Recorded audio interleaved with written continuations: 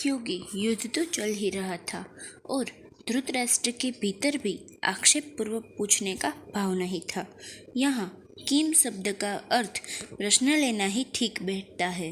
धृतराष्ट्र संजय से भिन्न भिन्न प्रकार की छोटी बड़ी सब घटनाओं को अनुक्रम से विस्तार पूर्वक ठीक ठीक जानने के लिए ही प्रश्न कर रहे हैं। परिशिष्ट भाव। मेरे पुत्र मामकाहा और पांडु के पुत्र पांडवाहा, इस मतभेद से ही राग द्वेष पैदा हुए, जिससे लड़ाई हुई, हलचल हुई।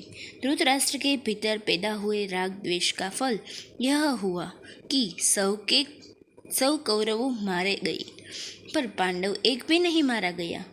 जैसे दही बिलोते हैं तो उसमें हलचल पैदा होती है जिसमें मक्खन निकलता है, ऐसे ही मामकाहा और पांडवाहा के भेद से पैदा हुए हलचल से अर्जुन के मन में कल्याण की अभिलाषा जागृत हुई, जिससे भगवद गीता रूपे मक्खन निकला।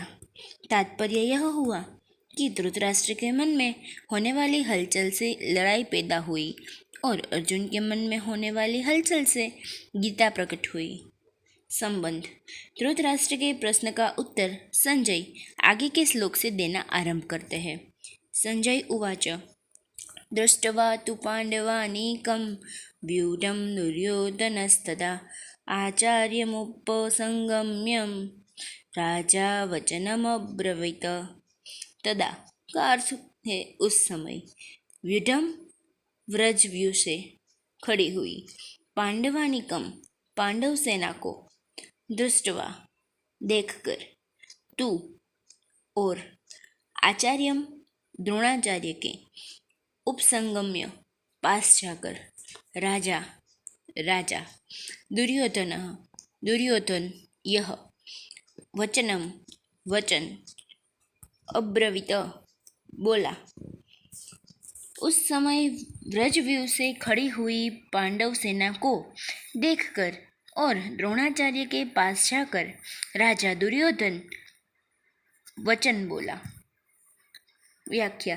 तदा, जिस समय दोनों सेनाएं युद्ध के लिए खड़ी हुई थी, उस समय की बात संजय यहाँ तदा पद से कहते हैं, कारण कि धृतराष्ट्र का प्रश्न युद्ध की इच्छा वाले मेरे और पांडु के पुत्रों ने क्या किया, इस विषय को सुनने के लिए ही है। दृष्टवा पांडवानिकम व्यूढम, पांडवों की व्रजव्यूह से खड़ी हुई सेना को देखने का तात्पर्य है कि पांडवों की सेना बड़ी ही सुचारू रूप से और एक ही भाव से खड़ी थी, अर्थात उनके सैनिकों में दो भाव नहीं थे, मतभेद नहीं था। उनके पक्ष में धर्म और भगवान श्री कृष्ण थे। जिसके पक्ष में धर्म और भगवान होते हैं, उसका दूसरों पर बड़ा असर पड़ता है।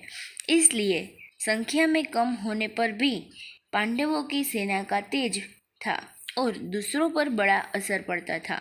अतः पांडव सेना का दुर्योधन पर भी बड़ा असर पड़ा, जिससे वह द्रोणाचार्य के पास जाकर नीति युक्त गंभीर वचन बोलता है। राजा दुर्योधन को राजा कहने का तात्पर्य है कि धृतराष्ट्र का सबसे अधिक अपनापन यानी कि मोह दुर्योधन में ही था। परंपरा की दृष्टि से भी युवराज दुर्योधन ही था। राज्य के सब कार्यों की देखभाल दुर्योधन ही करता था। धृतराष्ट्र तो नाम मात्र के राजा थे। युद्ध होने में भी मुख्य हेतु दुर्योधन ही था। इन सभी कारणों से संजय ने दुर्योधन के लिए राजा शब्द का प्रयोग किया है। Please like, share and subscribe to our channel and press the bell icon. Thank you.